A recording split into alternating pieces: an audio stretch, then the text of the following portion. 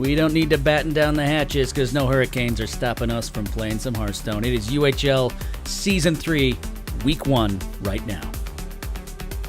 Welcome, ladies and gentlemen, to UHL Week 1, Season number 3. It is going to be a wonderful, wonderful time. My name is Brasky. I am joined by none other than Wicked Good Steve Lubitz. How are you doing, my friend? I am fantastic. I am excited to start the season. I'm excited to be able to finally, after a long season of waiting, get to cast a match with you, Brasky. So this is going to be a good one. It is a pleasure. Yeah, we have two new competitors to the UHL for you tonight. We have Earl, a member of Team Swagoi, who has brought with him a Death Rattle Hunter with Goblin Prank, which is a card that I am excited to see.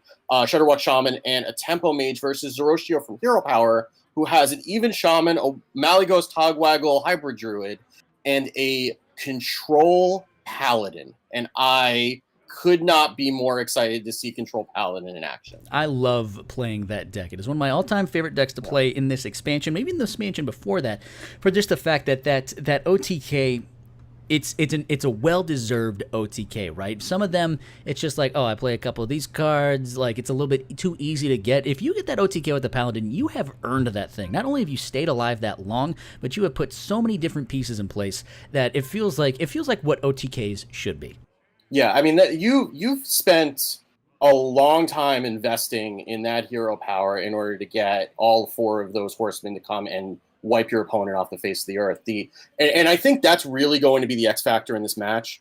It looks on paper like Earl's lineup is fairly unfavored against Zoroshio, just looking at the rest of the decks. I mean, the Death Rattle Hunter is okay against the Druid and generally unfavored against the Shaman. The Shutterwalk Shaman is going to be unfavored against the Druid, and we really have no data on the Even Shaman from the Syndicate. And the Tempo Mage is really good against Quest Rogue, but there's no Quest Rogue here, thankfully for us and for you. So it's good against the Druid, and very, very bad against the Even Shaman. But the Control Paladin is just that. It's such a new deck. I mean, it was something that was around the first week of the expansion, went away for a while, and then Tice revived it about a couple of days ago. He got, I think, top 10 legend with it, didn't he? I believe you're right. And it's good against a certain set of decks, but we really just don't know how it's going to perform against the rest of this lineup. So it's going to be a big question mark as far as how this control Paladin goes into the rest of these decks, and it doesn't seem like it's going to be favored. I mean, it can probably out-heal the Tempo Mage, but the other two are not decks that are going to wait around for four horsemen to bounce up and down and eventually all come out. Because that Control Paladin really just has no other way to kill your opponent unless you just get lucky enough to be able to swing Uther's weapon at face 3 times and then get the rest of the damage somehow. Yeah, there's no question that the big question is that Paladin and how it's going to fare in this matchup for Zoroshio. The one thing that some people might have questions about is United Hearthstone League and its unique format. So, Wicked Good, why don't you tell us a little bit about the unique format of UHL? Yeah, so what this is going to be is best of 5, no ban, 3 classes for each player. And the reason that there is no ban is because each player has, through a series of 3 weeks, can only bring each class once. So each of the classes that these players have chosen to play tonight, they cannot play in weeks 2 and 3. So there is a little bit of metagaming going on, both in terms of what classes they want to bring tonight to be able to make a good showing going in week 1, but also what do they want to have left and what combinations of classes do they want to have left? Do they want to go in for a huge barrage of all the power classes all at once and then leave themselves a little bit more vulnerable later? Or do they want to spread out the stronger and weaker classes? So, and these are also closed deck lists, which is probably one reason that you'd be likely to see the Control Paladin from Zoroshio. So there is occasionally an element of surprise involved in some of these decks. Maybe not so much this week, but we have seen Exodia Mage in the past get a win just on sheer surprise value alone.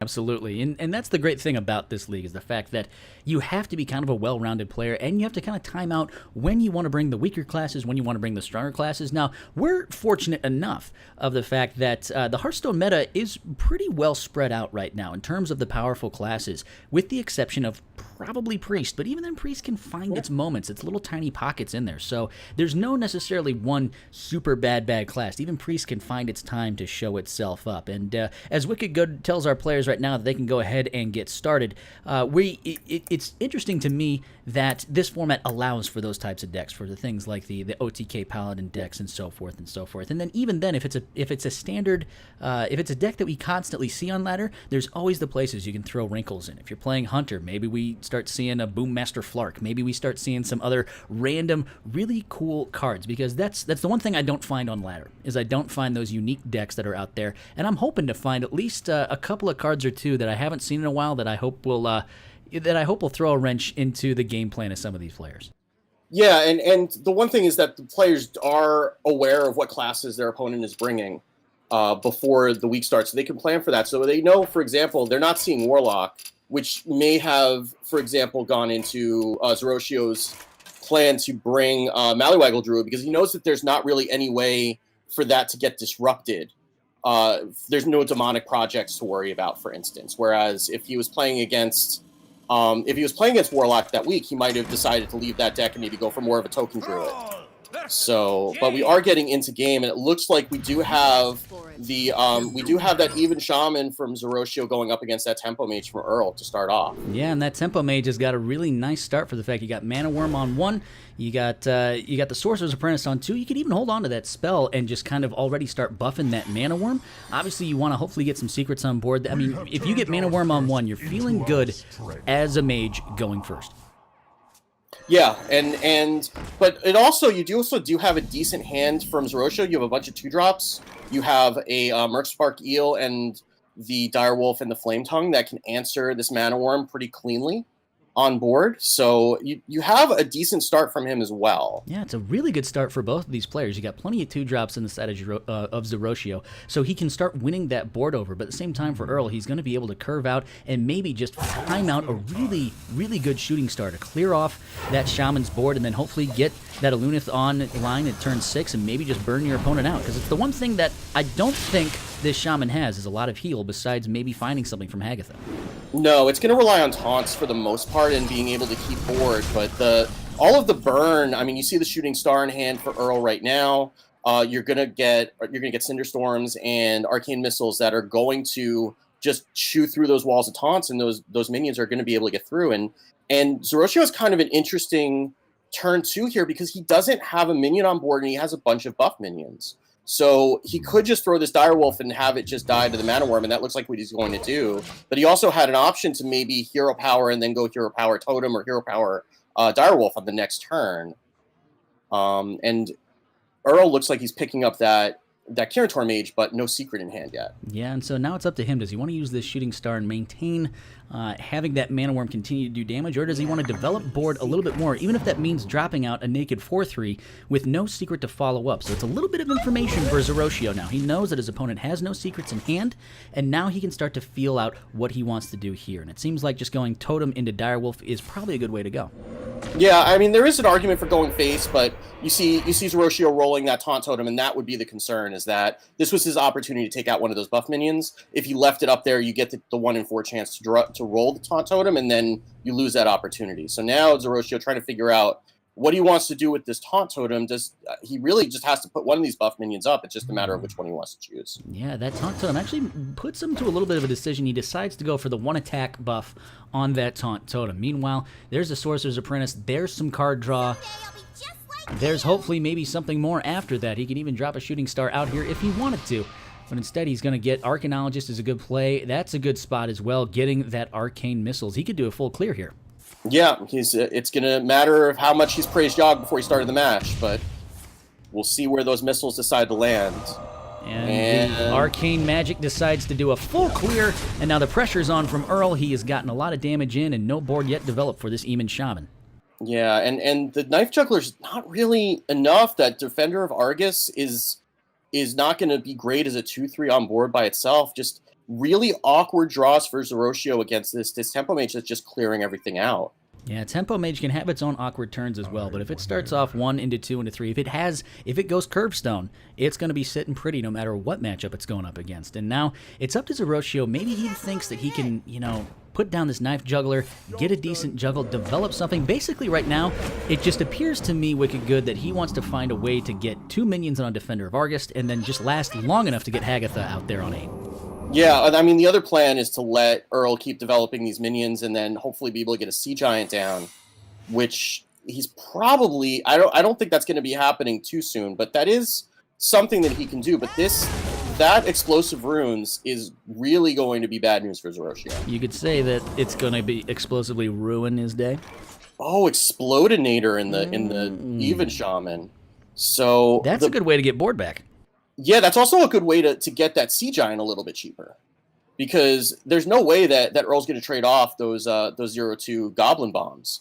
And he's going to take 4 damage when he plays this, but he is also going to get 2 other minions on board that he can eventually get a Flame Tongue or a Defender of Argus into. And he's at least going to have some time to get there, because we do expect Earl to equip this weapon right now on turn 6. He's going to start drawing his burn, which is going to be super important.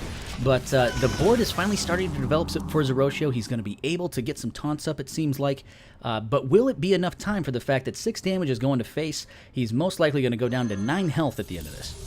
Yeah, though, I mean, with the Flame Tongue, he can clear off the rest of this board and play the Sea Giant, if that's something that he wants to do.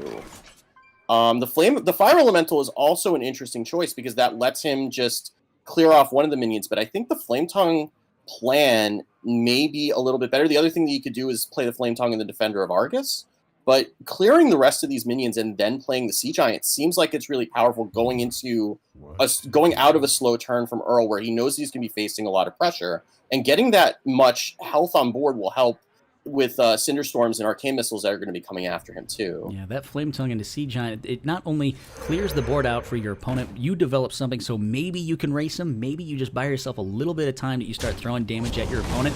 In the meantime, you're down to 11 health and 7 mana at your opponent's side. There's also a Fireball sitting there. It's gonna be a long road. Yeah, I like this too. This is a different way to go. I was thinking the Sea Giant, but taunting up the Goblin Bomb, making Earl deal with it, and then protecting the Flame Tongue is also valid, but those Fireballs in the hand may have something else to say about that. Counterspell is going to come out as well. Doesn't have a lot of things to counter, with the exception of maybe that Earthen Might, which could possibly be run on Zeroshio's side. But at the same time, down to 5 health, he needs to find some way to gain some life. Otherwise, that Fireball is going to be staring him down in the face for a quick Game 1 win for Earl. Yeah, he's gonna Fire Elemental this 4-3, and that's gonna address the board. But I'm sure that he knows that 5 health is not a total that you really want to be at with the Tempo Mage, with Alaneth, and you get the well play coming out from Earl, and Zeroshio knows what's coming. And there's the other Fireball to end Game 1. Flames to the face. The Tempo Mage gets the early start and closes out game number 1 for Earl as he takes a quick 1-0 lead. Yep, that was... I mean, honestly, that was not really how I expected that game to go. I kind of expected that the Even Shaman would be able to keep board a little bit more, but drawing all those buffs early just really, really hurt Zeroshio, because he didn't have anything to go with them. And, you know, getting a 2-2 for 2 that's not really helping the rest of your board state, and getting an 0-3 without anything beside it, and getting a Defender of Argus, it seems like... I don't know if that's the current build of the list. The Argus seems like it might be 1 buff too many. But it may serve him well in the next couple of games when he can get a little bit of a better start. Yeah, and it might be one of those things. I mean, he knew the classes that he was up against, so if he felt that he was in a board-centric kind of matchup between all 3 of these classes, getting those extra taunts makes sense. But when it's a tempo deck versus another tempo deck, it sometimes comes down to who goes first, and other times just comes down to can you swing. And you know, on both those sides, Zeroshio was able to swing the board over to his side, but by then it was far too late, and Earl had the burn in hand. And sometimes when you get a Lunith on 6, your win rate goes up pretty sizably from there. It's a pretty good card in Tempo Mage. It is it helps you out in those types of situations, because he was running out of steam a little bit, but having Alaneth for reload, that's why it's in the deck. That's why the deck exists. So absolutely. Well, Wicked Good can tell the players to get started here on game number 2. And while he does that, I want to remind everybody that if this is your first time to the United Hearthstone League podcast, you can check us out at www.unitedhearthstoneleague.com. You can also follow us on Twitter at UnitedHSLeague. You can join our Discord. The Discord's probably the best place to go, just because there's a bunch of wonderful people from so many different communities playing some great Hearthstone. And we're going to play some great Hearthstone right now as we go to game number 2. Yep. So we have Zeroshio moving over to that Malygos Togwaggle Druid and Earl on the Shutterwalk Shaman, and this is a matchup that I would expect the Malygos Druid would have a bit of an advantage, and you see all that ramp in hand along with the Dream Petal Florist. If he decides to hold on to that, he's going to pitch that away. That's a fine choice. That's some spicy ramp right there for Zeroshio. Yeah, that's what you want to see when you're the Druid. You just want all the ramp. You can go Wild Growth into Coin Nourish if he wants to, start getting and then just start drawing cards and getting through. And I would imagine the Mallywaggle Druid is going to be the Togwaggle Root. There's too many long words in this deck. The Togwaggle Root is the way he's going to want to go to try to get rid of Shutterwalk before Earl can find it. Yeah, and so, but we see with Earl, I believe he had Shutterwalk in hand, and he tossed it.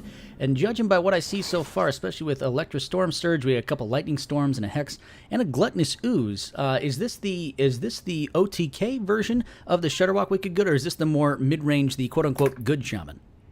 Yeah, no, this is the traditional control, burn you down with a million life drinker Shutterwalk Shaman. So that's going to be the plan, and he's not going to be doing any evolved shenanigans or anything like that. He's just going to try to play his cards out, draw his deck, and then get the jaws and claws going repeatedly. And more ramp on the side of Zeroshio. He's going to be able to go Wild Growth here. On turn number 4, he can go Coin Nourish into another Wild Growth after that, and even drop down a 4/4 Arcane Tyrant. From there, you have to start wondering about card draw and hope that you get a UI. And speaking of there you go. There we go. Right on cue. What an amazing hand right now for Zeroshio. Now, it is a little bit of a decision. Do you Coin Nourish Wild Growth right here, or do you just wait on a little bit and do a coin on turn 9? I kind of feel like you're not in a hurry against this deck, so I would want to hold on to that and then get the UI out first. But Zeroshio is going to go for the Coin Nourish and the Wild Growth with the Arcane Tyrant. Just get that pressure on board. Be able to he'll be able to contest that Acolyte of Pain that's right behind it, and then he'll be able to get to this UI pretty quickly. He's not really going to have anything for the next 2 or 3 turns, really. If he doesn't pick something up. Yeah, even holding back on that Wild Growth for just the fact that, he has the mana next turn. There's no way he's playing that Dream Petal Florist next turn unless he draws one of those big baddies. Yeah, which he could. I mean, I was expecting the central casting to bring that right into the hand, but it didn't happen this time. But I know we were trying to seed the RNG right there. Yeah, and this is kind of an interesting decision for Zeroshio because you don't want to use that swipe with Malygos if you can help it. But that Saturday Chain Gang really needs to get dealt with. He's maybe got another turn, but if Grumble or Zola comes down next turn, we can see they're not in the hand, but that's got to be a concern for Zeroshio. That does not want to let those come back to hand and give Earl more consistency in getting his Shutterwalk combo to come out. Because what he ideally wants to do is get rid of as many cards out of the deck as he can, and then hope that the Shutterwalk combo fizzles with whatever he's been able to play. And now at least a little bit of board on his side. Manatide Totem, an all-important card to start drawing those pieces of the combo that you need. And still, not a lot of minion pressure on the side of Zeroshio. He is going to be able to go Wild Growth here on turn 8 to set up the Ultimate Infestation on turn number 10. And at the very least, he's still sitting at 28 health going into this next spot. Giggling Inventor is a nice pull right here. You're going to be able to drop both the Giggling and the Wild Growth. You're not really worried about much in the way of board clears, or at the very least just start getting some of these Lightning Storms out of the way for your opponent. Yeah, though I think you do want to deal with some of this card draw. That's a lot of card draw on the board for Earl, and I would hope that the Spellstone is on the menu to deal with one of these cards, but looks like he's actually going to try to take this out over a couple of turns, but that's not really how you want to deal with an Acolyte, and leaving this much card draw out, I think he's trying to force Earl into a bit of an awkward spot with having to dump some of these cards with such little mana in hand, knowing that he's going to get 2 draws between the Manatide and his natural draw, and then have to deal with the Acolyte as well. So he's hoping to get him to overdraw, but it seems a bit risky to me. Yeah, it does seem a bit risky, but at the point where you're at with Zeroshio, he might realize that well, it depends who can draw their combo sooner, and so far in the early game, we've seen the fact that this Shutterwalk has been able to really draw its own combo a lot sooner, a lot quicker. It's going to be able to keep healing things like this Acolyte and drawing with this Manatide. He's sitting at 8 cards, so if he can find a way that naturalizes a good way to start burning out your opponent's cards. Yeah, I mean, you can trade into You can even trade into the Acolyte twice if you want to, and then naturalize the Mana Tide.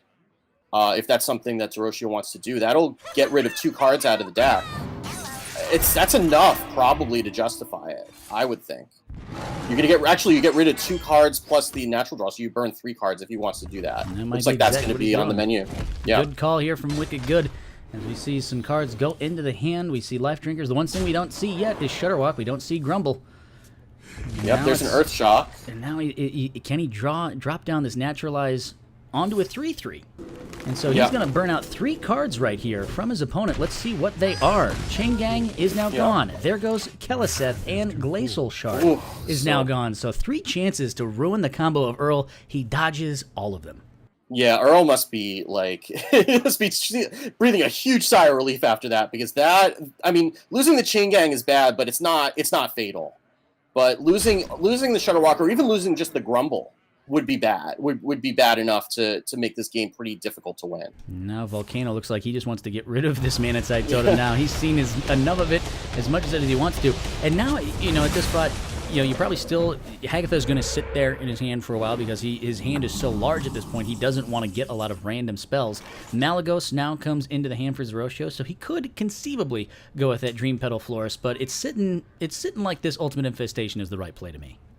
I could see playing the Dream Petal Florist just because you're going to hit Malygos. I guess it's a matter of whether he thinks he wants to Togwaggle, because having only 1 minion in the hand and knowing what you're going to hit is a benefit right now, compared to if you UI, you're going to draw some other minions. You might hit something like a Giggling Inventor with the Dream Petal Florist. It might take you another couple turns to get that down, but drawing 5 cards, gaining 5 armor, and putting a 5/5 on board and doing 5 damage, that's pretty good too.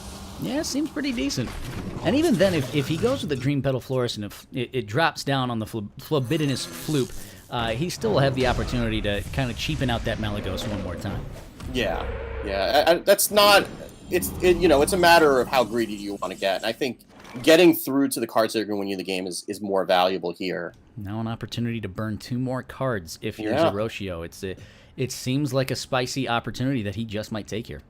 Yeah, I mean, generally with Togwaggle, you want to save those naturalizes for once your opponent's already in fatigue to get the fatigue train rolling, but it's more important against the Shudderwock Shaman to get rid of those cards that are in the deck, because you just want to make sure that they can't get access to them. So I would imagine with your opponent having 9 cards in hand, the opportunity to burn 2 more would be really hard to pass up here. And that looks like that's exactly what he's going to do. So in total, Zeroshio is going to burn 5 cards from Earl. Let's find out if any of them are important. There goes Hex.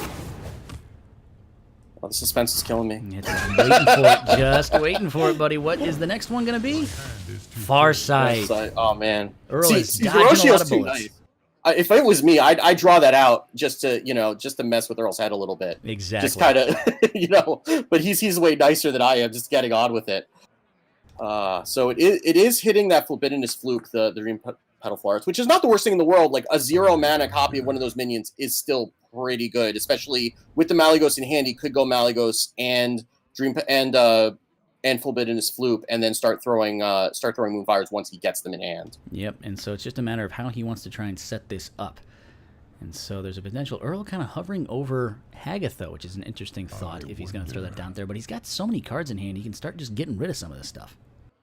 Yeah, I mean, I guess the thought is that the naturalizers are gone, so at least if you fill up your hand, it's not the worst thing in the world. But knowing that you pretty much need to go infinite to be able to get through all the armor of the Druid, I would imagine Hagatha is not getting played ever. I mean, Earl also now knows, he didn't really know what kind of Druid this was until last turn. Like, seeing the Florist gives him the idea that at least he knows it's not token Druid, so he's a little bit freer to play that Hagatha. Otherwise, he would have had to save that for a Whispering Woods Soul of the Forest turn. That's a nice pickup with Malfrey and the Pestilent, going to be able to generate a few more tokens onto the side of Zeroshio. He's got a few options here. He might even go with the Malygos right here. Yep. And then that's what he's going to decide to do. That's a lot of overkill on a Life Drinker. But he did just see the Hex come out, so and he knows that the other one got burned, so this 412, absent Volcano number 2, is going to stick around. Now can he just find the right amount of damage to start throwing down? He's got 1 swipe in the hand right now. he's going to have a few other options going for him. Just try and hopefully draw a little bit more. That's the branching paths will certainly help along with that. Yeah, and it looks like double Farsight coming off the Electra Storm Surge is kind of desperation mode for Earl, and rightfully so, because he's really running out of time at this point. And he doesn't have any way to deal with this Malygos. And there's a second one coming down with the swipe next turn. And that's going to be a lot of damage starting to go to the face. Yeah. In fact, he will even go Healing Rain, worried about just anything above 20. He even thinks that he's probably lost this game right now. Yeah, and he's probably not wrong. I mean, the one swipe is going to be... It's only going to be 14 with the Floop? It will be 14. 14 on top of another 5 damage, so 14 and 11 to all minions. Yeah, so Rosho could use the Wild Growth to try to search for that last piece of damage, trying to find a Moonfire, because that'll be another 11 on top of it, and that would do it. And that looks like what he's going to do.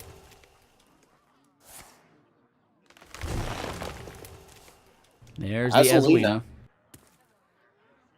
Yeah, that's not getting played until after Shudderwalk comes down, but it doesn't look like we're really getting that far. But the one swipe is still a lot of damage to face, and it still clears this board.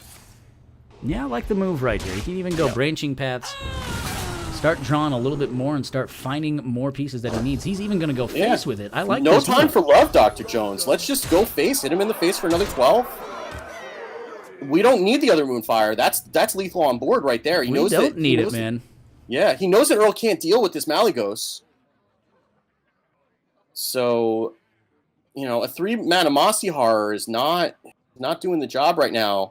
At least the Lightning Storm can hopefully deal with one of the minions on board, but it's still not dealing with the Malygos. And I think Earl knows that's, he's kind of bailing water right now, but getting rid of the 6/3 at least helps him a little bit, and the Healing Rain is going to get him back out of range for the moment.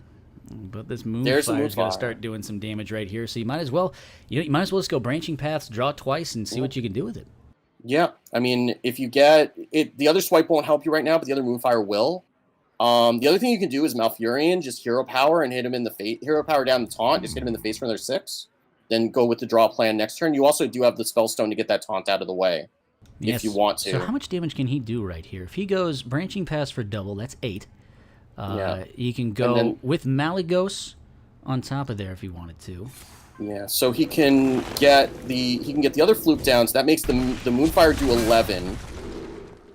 And then the other attack will be 8, so that's going to be 19 total that he could do. So he would still be 2 off, but deciding to save that back in case Earl does manage to deal with this 8/10 Malygos. And I mean, one Volcano will deal with this. And if he plays the other Malygos, then the Volcano deals with both of them. But looks like he is going to commit that Moonfire to face and put him to 2. You've already seen both Healing Rains. Show me what you got, Earl. Yeah, we've already seen 2 of these. There is the Shudderwalk, but he's at 8. He's at 8 because of all the overload that he just did. So there's not much to do, and that's all she wrote. And now we're tied up at 1 apiece. Yeah. So yeah, that I mean, even the Shudderwalk at that point. I mean, you would have had a couple of Life Drinkers, you would have had a Chain Gang, but you didn't have a Grumble, so that would have been more or less a Hail Mary just to survive through the turn, and you wouldn't even have gotten any taunts. So that, knowing that you still had 11 damage coming your way, absent any burn, not really going to save him at that point anyway, even if he did have full mana at that point. But yeah, and it's a great example of the flexibility of a Malygos Druid. It's the fact that you can run the Togwaggle package if you want to, but even then it can generate tokens. The branching paths can all of a sudden, you don't really think about the minion pressure, and a lot of pilots of that deck don't think about the idea of thinking of it as a token deck sometimes, which that's the flexibility of that deck and why a lot of pros think it still is the best deck in the game. Yeah, I mean, what the best players who play it, they say that it's a tempo deck, really. Like, it looks like a combo deck, but really you're playing it like a tempo deck, and you're just trying to get minion pressure down. And sometimes you do what Zoroshio did, which is just tempo out the Malygos and say, can you deal with it? Especially with the Floop in hand to be able to make another one and be able to actually do the damage. But you can see, like, the damage, like, it wasn't nothing. It certainly got through a Healing Rain, but it wasn't the deciding factor in the game. The deciding factor was 2 branching paths on those minions consistently hitting Earl in the face. And sometimes that's something that a lot of newer players with Malygos Druid and Togwaggle Druid even don't really think about is that sometimes you can just use Branching Paths to just give all of your minions +2 attack and just start hitting your opponent in the face and start pretending that you're Token Druid. Absolutely. And even then, we saw from Earl's perspective the fact that he had a lot of card draw, almost a little bit too much card draw. He was able to avoid all of those kind of landmines to try and find his combo, but when the time came for a Hail Mary of that Shutterwalk, he didn't think, or at the very least wouldn't expect to draw the Shutterwalk at that point, so he didn't have the mana to at least chuck the Hail Mary out there and hope to just live for one more turn.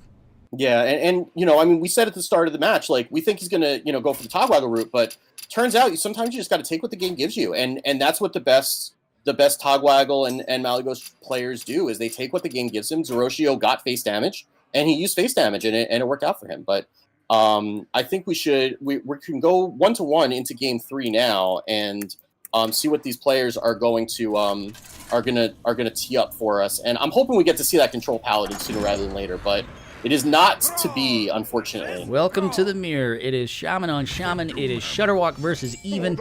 And a few 2-drops into the hand for Zeroshio already with a 4-drop. That's a nice opening hand. He could look for some of those buffs. You normally want to find that Flame Tongue Totem. He has 1 2-drop, so oftentimes you will toss the other 2 drops just to find that Flame Tongue or even a Direwolf to start buffing your own minions. He goes for the full keep, though. Yeah, and on the play, you might consider throwing away the 4-drop, but it's fine. I mean, he knows that he's playing against a Shutterwalk Shaman. He's not in a hurry. And even Shaman can just kind of get there. So this is a pretty good start for Zeroshio, assuming that he can dodge some of the board clears. But we do see the Volcano in hand for Earl already. Yeah, my apologies just a little bit to the folks at home when we were discussing the opening hands of these 2 players when I didn't transfer the screen over. It is over now. We can now see what is happening for both these players. So thank goodness I didn't think about that halfway through the match. But thank goodness the Menacing Nimbus is bringing, Osric. Osric, quite possibly the worst legendary in Standard right now. I think there are worse than that. But I got a golden Osric when Journey to Ungoro came out and dusted him immediately to the point now that I have gained enough cards that Osric is now the only card I'm missing. Well, I'll see your Osric and raise you 2 copies of Lakari Sacrifice in my opening pack. Hey, Lakari Sacrifice has a place in this meta. It does. It has a place in my dust pile is where it has a place. All right. But I'll tell you what, Face is the place right now for Zeroshio as he already has 4 minions out there, which means it's the perfect mind control time. Takes a 1-1. It's a decent tempo play. You develop 4 stats on the board against this Even Shaman, but that Shaman's going to be able to look. That Sea Giant is just going to be holding itself out there. He could even drop down. Well, now you got to be wondering how far do you go onto the board if you're Zeroshio, because this Shutterwalk has things like Lightning Storms and Volcanoes. Yeah, you're trying to keep the board above 15 health, and this is not going to be it. It's going to be 6, 9, 12. This is going to be 15 health exactly, so this is going to be a really good coin Volcano for Earl if he wants it. He is going to be overloaded if he does that, but he may decide that that's his best play. He could just Glacial Shard and stall for time or get a life. It looks like he's thinking about this Life Drinker too, which is perfectly fine, or even a Sandbinder to try to find Grumble or try to find another Glacial Shard might be okay.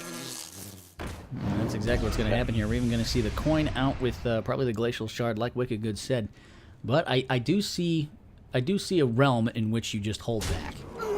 Yeah, I don't know if you want to commit the coin yet. You may need that later. He thinks better of it. But this Sea Giant, even with the hero power or with the Knife Juggler even, that Knife Juggler Sea Giant looks really tasty, especially locking out that Volcano that Earl decided not to play last turn. Put this apple on your head. Yeah. There that goes, and we're going to see a lot more daggers start flying around. You can drop this Sea Giant down, at the very least force your opponent to have some type of answer. Be that Volcano, be that Hex. So you want to present the questions, and you have to force your opponent to have the answers. Yeah, Zeroshio's thinking about it. I would think he's trying to think of any reason not to play the Sea Giant, but I can't think of one. And all of those hits go into Face as well. And so are the minions. And all of a sudden, almost half of Earl's life is gone. But there's a second Hex coming into the hand for Earl, which I'm sure that he is very happy to see. And that's going to help him get a little bit of a handhold back on this board. And of course, you play the top deck one just to make your opponent think that you got a little bit lucky. Yeah, you got to play the mind games a little bit. Look at this, Grumble the World Shaker. I actually don't mind this play. You throw these back, you get those tiny tokens back and start developing those Knife Juggles once more. that's going to be a lot of knife juggles too if he decides to do that. But the fire elemental is fine too. Take out the 3/1, get 2 more shots to clear the rest of this board. That's exactly what happens. Look at those. Look at that knife juggler control. The full board clear's going. That is a lifetime of practice, is what that is. Ooh, Raynad would be proud with all those juggles right there. And the volcano finally comes down, clears out the entire board. Zeroshio has to start all over from where he's at. And now here's the thing. Maybe he should have gone Grumble on that first turn, developed that 7/7, because now he has a little bit of a blank right here. Yeah, though, I mean, a 6-mana 7/7 on an empty board isn't the worst thing in the world either. Especially with an O2 to protect it. Though that Hex will deal with that, and now at least Zeroshio knows that both those Hexes are gone for the Lich King and for Alakir that are in the hand, and we're going to see that spicy Alakir into Osric synergy. I like it. I'm liking all of this. He could even hold back a little bit and just go Nimbus, maybe another Elemental, and get himself a 5/15 soon after. Sandbinder is going to draw itself the other Glacial Shard, which is actually really, really important right here. You need to hold back. If your opponent has a Flame Tongue Totem in hand, also that's an extra 10 damage going to your face. Yeah, and he's thinking about, I mean, that Glacial Shard is always happening on the Alakir. I almost wonder if you want to try to hold off for one more turn on the Healing Rain and pair it with Electric Storm Surge. That's a good point. But right now, Earl just doesn't trust it right now. He's taking the safe route, which is a good route. It's going to get him all the way back to 20 health. Direwolf Alpha now comes down. Osric is a solid 5/10 with Taunt. So you could do that, but I also see this realm where you go Lich King and tap, keep developing and go wide on the board. Yeah, I mean, you've already seen a Volcano. You've already seen both Hexes. This is just saying you need to deal with this board right now. And that Army of the Dead, actually pretty solid for an even shaman. That's a very minion-based deck. That's 6 mana, fill up your entire board. Yeah, that's just reload is what that is. That's an insurance policy for Zeroshio right now. And I mean, the Earth Shock will probably deal with the Alakir at least and kind of hold things at bay for the time being, but no answer for that Lich King.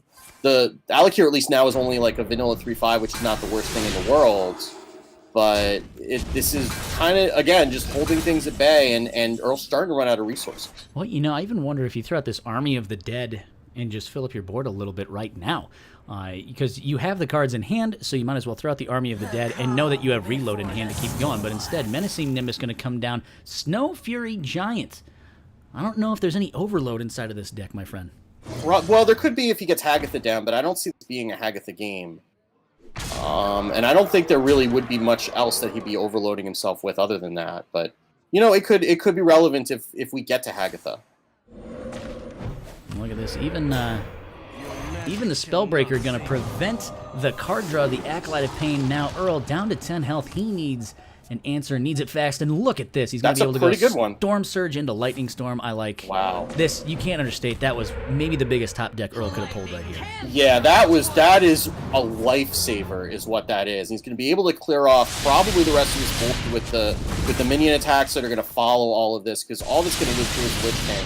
And he should have some minions left over, too. He'll be overloaded next turn, but I don't think he cares. But this Army of the Dead is going to be an unfortunate next turn, I would imagine, unless there's a really, really good draw here from Zeroshio. I don't know that a Fire Elemental is better than just filling up your board. Well, he could also go Osric and try to take out some of these minions. You could even consider Doom Pacting, resetting your opponent's board, and then doing something after that. Right now, he just thinks he just needs to go face and quickly. Yeah, I don't hate this. I mean, you're not presenting a ton of pressure, but you're making your opponent trade into your minions rather than being able to start putting some pressure down, because he's also kind of low on life. I mean, he's at 17, and that's a decent amount of minion pressure that, if Earl is to pick up Shudderwalk, he's only going to need maybe just the first couple of life drinkers in order to be able to do the rest of the damage with what he had on board. He's going to ask the Pain to speak to him. Yeah. And right now, Zeroshio sitting. That's a pretty good pickup as well. That's going to be able to do some damage on his opponent, and he doesn't have to worry about pulling it from Army of Darkness. So you could even feasibly go Doom Pact into Explodinator, knowing your opponent only has one card in hand, and they don't want to play it. Yeah, and it's not Shudderwalk because you would have seen it by now. Like Absolutely. There would have been a tempo Shudderwalk. There would have been a Hagatha, no question. He's got to figure that's some sort of a tech card for something that he hasn't played. I don't know if Earl he just didn't have the time to play it. I imagine like a 2-3 weapon even might be enough of a threat for him to hold on to that though. Boy, I am Which this wondering. deck does sometimes play. Chain Gang's going to be a welcome relief though. What else is this going to pull? Another Oh. Lightning Storm. That's a big pull as well. It is, but it's also going to put Earl to 3. And I don't know if that's more of a threat than just, you know, leaving them up. Yeah, it looks like he's going to take out the totem, or at least one of the totems, and then leave these other Goblin Bombs on board, which is probably good. This Calamos is going to be big next turn. It can do 6 damage to the face right now. It can completely clear off his opponent's board if he wants to, because he himself is sitting at 14 health. It's not clear right now exactly what I think he should do. Yeah, well, he's going to have to wait till next turn because it's not active, so he's going to have to play this 9 mana 5/5 in order to get it active. And it's going to be pretty easy for Earl to chew through that. It's just going to be a matter of what he has behind it. Oh, Healing Rain. Oh, that down. Healing Rain is huge. Because if he didn't have the Healing Rain, it might have been tempting for him to Lightning Storm away this board and then use the rest of the minions to go face. And that would have put him into Calamos range. Getting himself up to 19 is much safer as far as running into this Calamos. It looks like he's even... Yeah, you consider... Does he use the Lightning Storm right here, knowing it's going to out-overload him from a Shutterwalk in case he draws it, but right now he thinks that he can just clear off his opponent's board and start maybe closing out the game himself. Yeah, and I don't mind this anyway, because you've seen one Direwolf, you haven't seen any Flame Tongues, so that board of 4 minions is kind of threatening, and now he's putting his opponent to 5. He doesn't really need the Shutterwalk to go off this turn. You might even need to Doom Pact if you're Zeroshio. You can Doom Pact here, burn half of your remaining deck, but just hopefully buy yourself some time, knowing that your opponent's not going to develop too much, and you're going to develop an Army of Darkness after that. You can even go Calamos into the AoE and clear off the board that way as well. Yeah, that seems like it's a little bit better, because burning 7 cards when you only have 13 left in your deck is... And then getting down to only 1 minion, that seems like a little bit of a safer route, and then you do have the Doom Pact as like a get-out-of-jail-free card. And this Zola is not really going to be super helpful, but we also haven't seen Grumble yet, so he can Zola the Sandbinder and then find Grumble, and then Sandbinder Grumble next turn if he wants to. Just start burning through parts of his deck. The other Explodinator now comes out for Zeroshio. So and that Defender of Argus, too, is looking pretty tasty. Pretty spicy. Yeah. Now, it depends on what he wants to Argus, what he wants to protect right here. Because he himself, he's down to 3. If we see another Life Drink, which I don't know if we've seen both. No, we have seen both Life Drinkers from Earl, so we don't have to worry about the Life Drinker lethal. Well, you do have to worry about a Shutterwalk lethal, though. Also, yes. Well, that was kind of expected.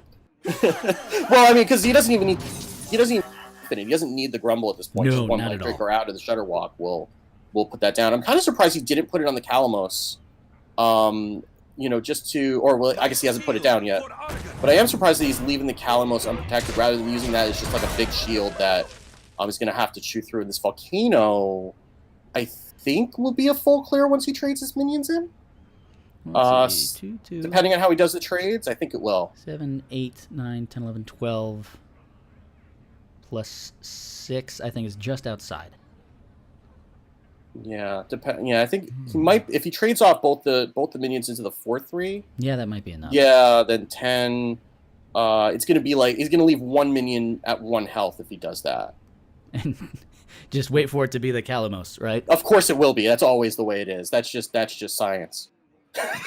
Boy, Zeroshio. We also can't understate the fact that Zeroshio getting that Snow Fury Giant from the Menacing Nimbus, just a really unfortunate. Is probably the worst thing he could have gotten. Just any other elemental, he would have rather had an Osric than besides a Snow Fury Giant.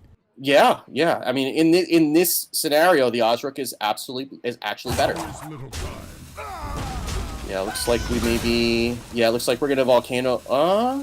Okay, so it looks like the Volcano is gonna... He's thinking about it. No, it looks like maybe just Sandbinder Grumble then? Might go Volcano then Sandbinder? He could. He's trying to figure out how he wants to do this, but... Yeah, getting the... getting the Grumble. Yeah. I think we've seen all the Elementals, but I don't think it matters because you're just getting a 7/7. Flame Tongue Totem comes out. That should be... Yeah. I believe that's lethal. I think it should be. You can go Flame Tongue Totem, hit everything, and whatever you don't have, just play Doom Pact and throw 4 more damage. Yeah, and that was the argument. That was the argument for running the volcano, even leaving one of those minions behind, having 11 cards left in the deck, and 3 of them being buff cards that would be able to trade off and then keep going. So you have Zoroshio taking that win with the even shaman as well, and just leaving that control paladin for last that I have been dying to see, and now he has no choice but to show it to us. Yeah, with that OTK Paladin, if he can find the better card draw against what Earl's bringing with that Shutterwalk, he might be able to pull that OTK off. But then again, Shutterwalk Shaman has a whole bunch of card draw in it, and we don't know yet. Or I think Wicked Good, the hunter that Earl's bringing on this one. What is he? Bringing? Yeah. So that is a Death Rattle Hunter, and it's running kind of the standard package, but it does have 2 copies of Goblin Prank in the deck, which is, I believe, I don't have the card in front of me, but I believe it is, it gives a minion +2/+2 in Rush, so it's another way to activate the Devilsaur eggs. I'm not sure what he cut for that, and he's also running 1 copy of Unleash the Hounds in this deck. So it looks like he's actually maybe cutting like the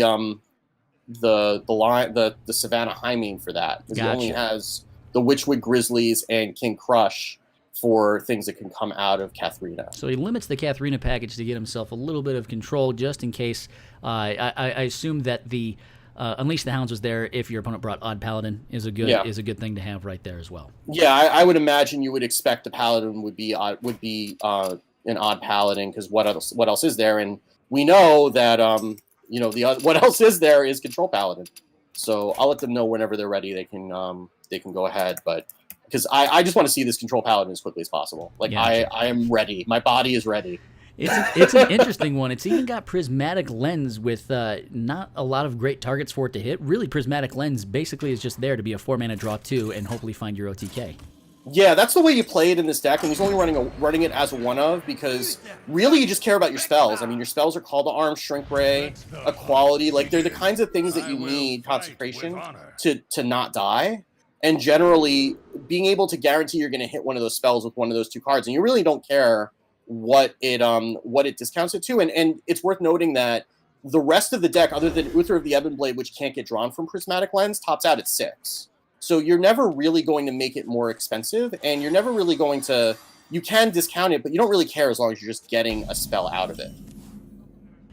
So Wild Pyromancer comes into the hand along with Stonehill Defender. The Call to Arms, it's actually really good that he drew that Wild Pyromancer right now, because you kind of want to have 1 Pyro in hand while you have the other Call to Arms to draw another Pyro, because those Pyros can be really, really important board clears. And if you draw both of them with 1 Call to Arms and they both die, then all of a sudden your board clear options kind of get really limited. Yeah, I mean, you're then relying on things like Equality Consecration. You do have the Shrink Ray helps a lot in terms of just giving you another activator for those. And you see Earl tempoing out the Terror Scale Stalker just to try to get ahead on board, because he doesn't really know what's happening right now. And I wouldn't put Zoroshio on Control Paladin just having seen this. Yeah, you could put him on just standard. You could even put him on Murloc Paladin that just had a bad draw. Yeah, you have no idea right now. So I don't mind him using that Terror Scale Stalker and just getting that out here. And those choices from the Stonehill are interesting, but the Righteous Protector just seems like the obvious pick here. Yeah, good play right there. And now for Earl, not a lot that he can do right now except throw the flanking strike out, and maybe just start getting more tempo onto his side. Instead, looks like he's going to go with a Candle Shot, and I wonder if he's going to develop a Spider Bomb or just start going with that Hero Power. Yeah, I don't know I wonder what's going through Earl's head right now, because I would be very confused. Bloodmage Thalnos, not really, helpful right now. You could just coin Call to Arms and just start building a board and getting those minions out of the deck. You really do want to get the low drops out of the deck as quickly as possible to improve the chances that you can get to Uther as quickly as possible, because that really determines your win rate as far in any matchup. If Uther's at the bottom of the deck, you're going to have a hard time. Yeah, and that's what Call to Arms really is. It's less, obviously it has the added benefit of, all of a sudden generating a great board for your side, but really it's just a matter of play 5 mana, thin out your deck so you find your OTK just that much sooner.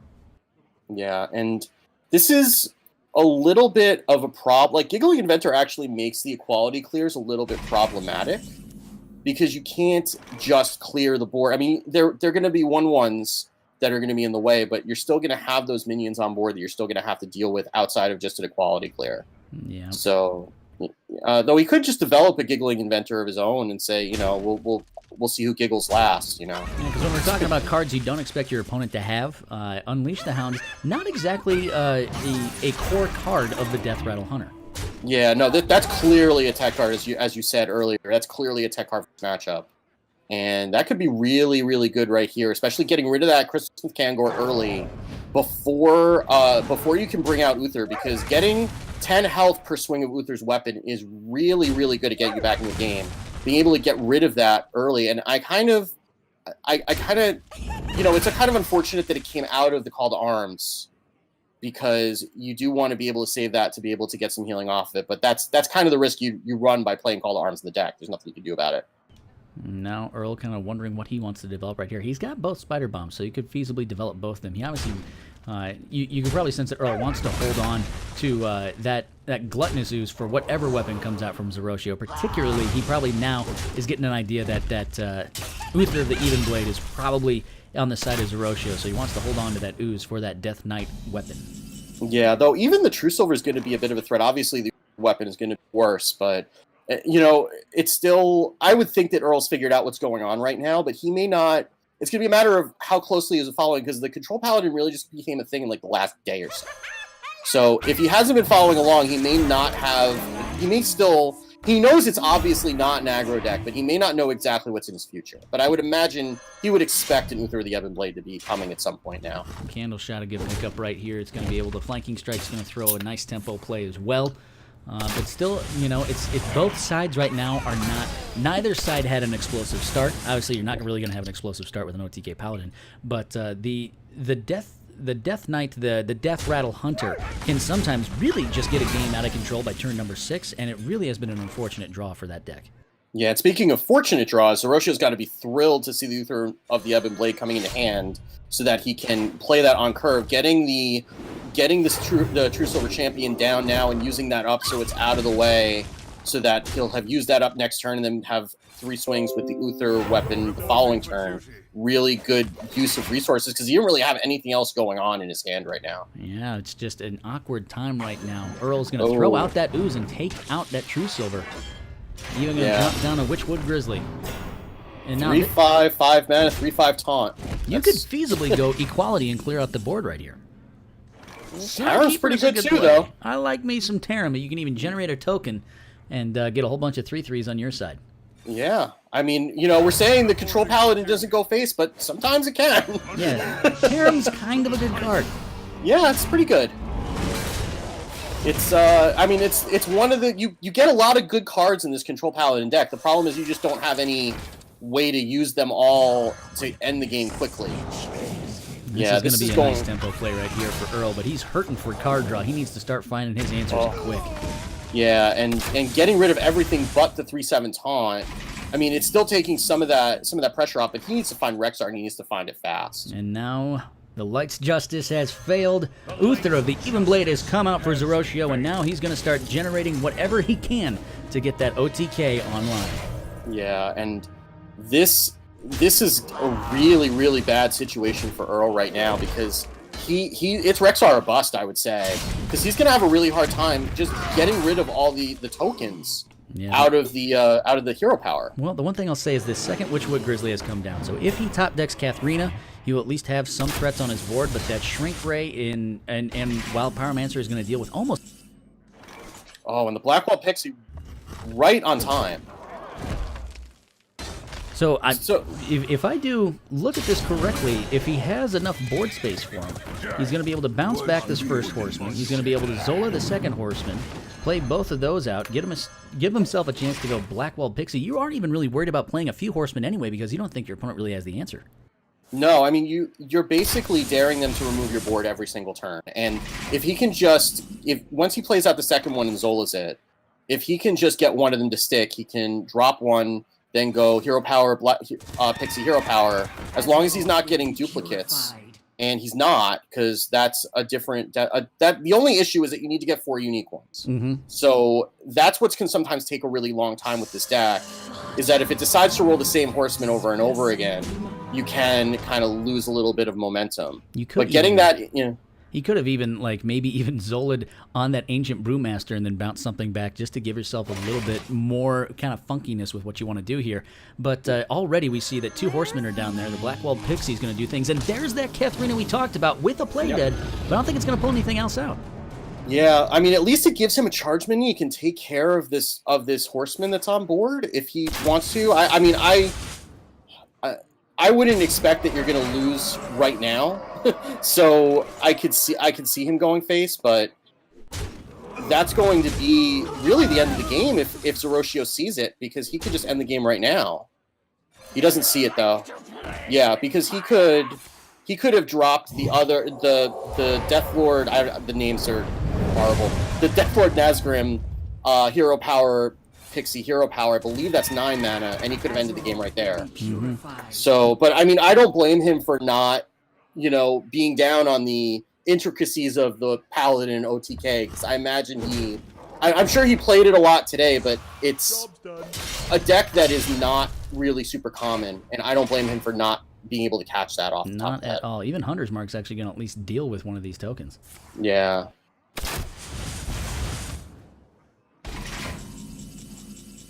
And No. Earl deciding to leave it up, and Holding Zoroshio's himself going to have back a another little shot bit. at this.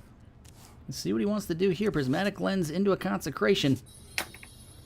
Yeah, so this is what I'm talking about. Like, these minions, you don't really care if that becomes 4 mana. That's fine. And, even just the 2 mana discount on a Consecration is pretty good. Finally, the Devilsaur Egg coming into hand, but it's a little bit late. You just wonder what else he can do right here. He's actually going to give his opponent some card draw. Spider Bomb into a play dead is going to take care of one of these horsemen. Yeah, and that's at least going to keep Earl in the game for now and let him develop that Devilsaur Egg and try to claw his way back. He really, really needs to find a Rexar ASAP, though. Oh, he's got 12 cards in order which to find it. Aldor Peacekeeper comes down. Yeah, so that'll deal with the egg once he decides to pop it. Last call to arms. Do you really want to be thinning your deck right here? Well, it's going to provide some protection, I guess. Yeah, I'm not sure. I mean, I guess he's only ever had the 1 minion, so he hasn't seen it. But I'm surprised that Zoroshio's, not been looking for a way to get this OTK developed. Really focusing on the control style of things here. Now he's got to be a little bit worried about the amount of stuff that's on his board. He has to be able to kill off some things. In order to get this thing online, so that Wild Pyromancer is going to be pretty important. Yeah, and this cube. Doesn't matter. Earl just gives it up. Earl just thinks that there's nothing left for him to do, and he was probably correct. So there he goes down, and Zoroshio takes the victory, winning 3-1. Yeah, so I'm sorry that you all didn't get to see the sweet OTK animation, but it did get the job done anyway. So it doesn't really matter if you can get the combo down, but I'll find out if the players are available for a call. Yeah, if they're available for a call, we will switch over to that, and I'll get the screen up. So there you see Zoroshio taking the victory here in week number 1 of season number 3 of the United Hearthstone League. So we saw that OTK Paladin didn't need the OTK. Sometimes all it takes is a little bit of a bad draw from the Death Rattle Hunter. Yeah, that was an extraordinarily bad draw from the Death Rattle.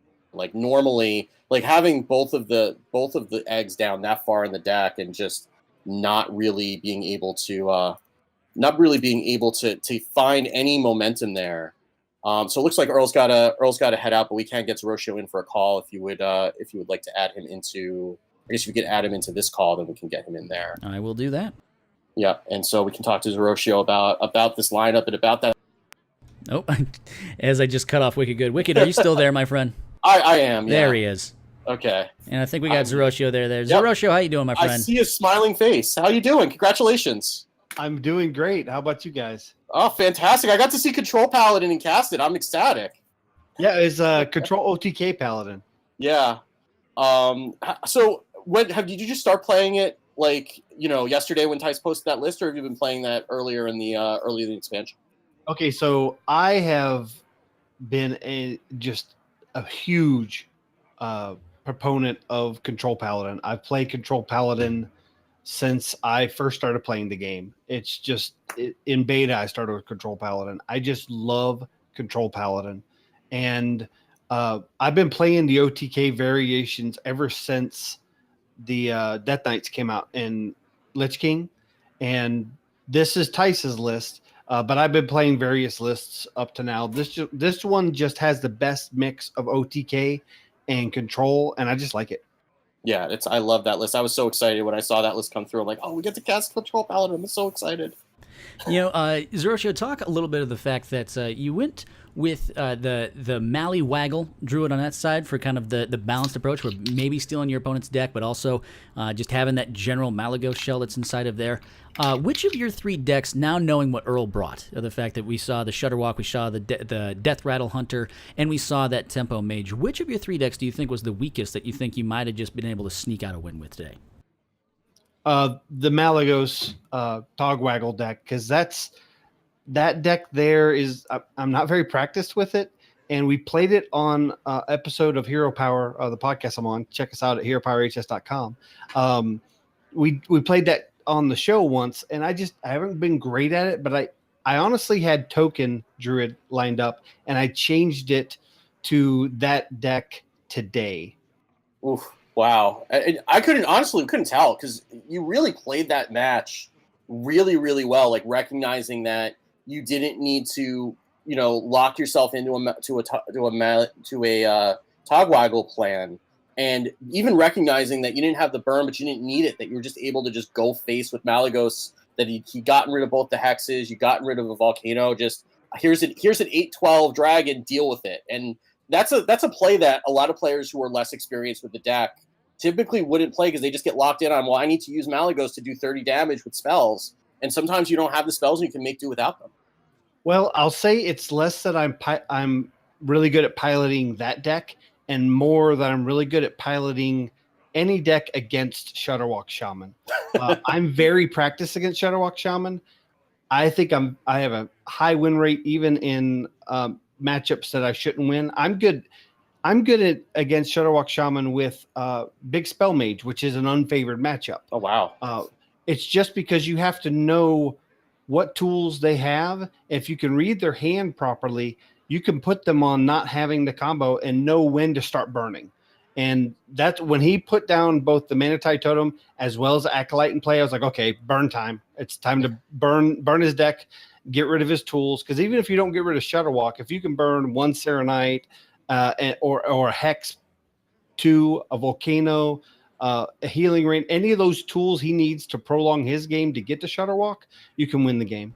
Being a member of the Hero Power podcast, last season we had Versika, and he jumped out and he represented the cast very, very well. And now it's your turn to kind of take the mantle, hold up the mantle of the Hero Power podcast here in UHL. Did Versika talk to you a little bit about what happened in season 2, give you some tips about what kind of lineup to bring or what to expect from your opponents? Well, Versika and I talked about UHL quite a bit in his seasons playing.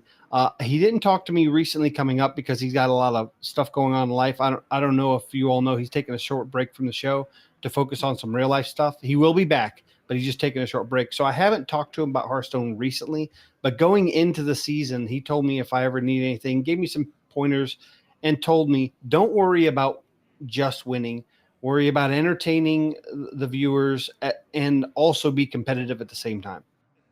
And that's exactly what you did.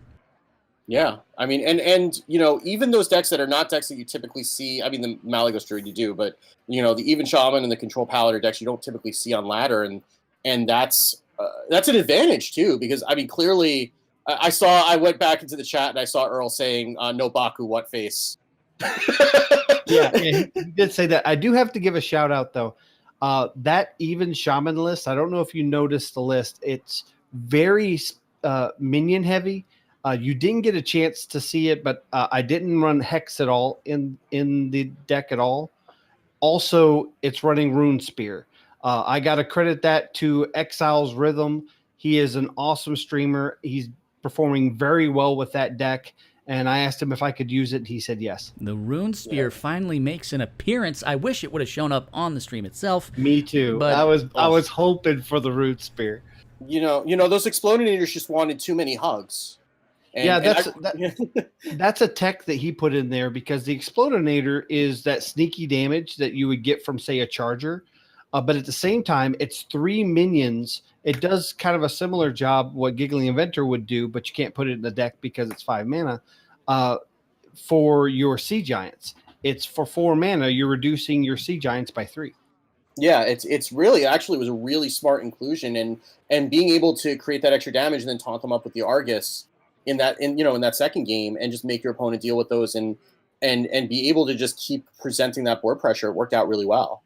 I was trying to find a way to go face and need just enough damage to finish him off, and then use the Death Knight card that destroys all the minions but burns deck for lethal. That was my hope, but I was always 1 or 2 points off of that kind of lethal. Oh man, Hagatha for lethal would have been beautiful. I wish Hagatha, sad now. That or Hagatha would have been fine. Well, you have now Druid, Paladin, and Shaman out of the way with 2 weeks left. Those 3 classes are done for the next couple of weeks. You want to give us any little bit of a hint for something special you're bringing for week number 2? Well, for week number 1, I went to a wonderful site called random.org. And that's how I came up with Druid, Paladin, and Shaman. And when I saw his lineup of Shaman, Mage, and Hunter, I got a little worried because my comfort pick with Druid is Taunt Druid, old school Hadronox Taunt Druid. And seeing that lineup, I just realized I can't bring that deck. So that's why I was scrambling for a Druid deck because with his lineup, it just threw that plan out the window. Now next week I do play Pair. And she is good with certain decks, and she did not bring them week 1. I'm hoping she does. Maybe we'll see some mirror matches. I don't know. Well, boy, big spell mage. I'll have to, we'll have to pencil in an extra couple of hours for that match if you're gonna have big spell mage mirrors, because I know that's my favorite. I will say she is very good at big spell mage. Yeah, and that is absolutely true. Yeah, I've seen a couple of her streams, and she can roll with that big spell mage. Yeah. Well, I tell you what, Zeroshio, it has been an honor, and congratulations on the victory in week number 1. If people want to find you on the internet and the content you produce, where can they do that? I'm on Twitter at Zeroshio. Also, the show Hero Power's at Hero Power _cast. You can find all of our content over at heropowerhs.com. There's a link straight to our Twitch site. There's a stream tab, so you can watch us stream live Wednesday nights at 7:30 p.m. Eastern Standard Time. I'm also streaming on occasion. I don't have a set schedule at ZerosioHS on twitch.tv/ZerosioHS. Fantastic. Well, congratulations to you, my friend, on a week number 1 victory, and we look forward to seeing you in week number 2. Thank you, guys. Congratulations. You guys are awesome. Good job. So we'll jump back into a few other things and close out the stream here for a moment as I try to set some things up. Let me see here. We get that rolling. Let me fix some things up. Wicked good for folks that want to learn more about the United Hearthstone League, as we see at the bottom of the stream. What's the website? What's the Twitter? What's some other places people can get involved and learn more about the league? So you can go to UnitedHearthstoneLeague.com for all of your league needs, and the Twitter account. Actually, I just see it get popped up through Spartacus Fett. So it's United HS League on Twitter that you can go visit that, and that will give you announcements for when matches are going to be scheduled. And you can catch both the matches that are streamed on this year's official channel and also the ones that are going to be self-cast on some of the off hours on the individual player streams as well. Absolutely, and so that's going to do it for us. Mr. Wicked Good, it has been an honor and a pleasure to cast with you, and if people want to find you on the internet, where can they do that? They can find me at Wicked Good on Twitter. You can also listen to my podcast Off Curve, which I record stream of consciousness thoughts about the game while I'm driving home from work. You can find that at offcurve.com or at offcurve on Twitter. That's also where I put my data visualizations like I do for the HCT deck lists and crafting guide for the meta and a bunch of other things when I get my hands on a data set. And I would say, Mr. Brasky, that I've heard nothing but amazing things of the experience of getting to cast with you, and you did not disappoint. So very enjoyed my first cast with you, and I am very grateful to have been able to do it. Absolutely. I look forward to doing it more. So always a wealth of information. That is wicked good. My name is Brasky. You can find me on Twitter at Brasky1142. You can find me on Twitch at twitch.tv/Brasky1142. I, of course, am a teammate of Earl's as a part of Swagoy Gaming on the broadcasting side and content creation side of things. So you can find us at swagoy.com. It's SWAGOI.com. And so that's going to do it for this Week 1, UHL Season 3. Keep tuned to this channel to find more and to learn more about what else is going on. It's going to be a lot of fun. It's going to be an amazing season that's going to be coming through. So make sure to go to UnitedHearthstoneLeague.com for more. So for Wicked Good, my name's Brasky. Have a wonderful rest of your night.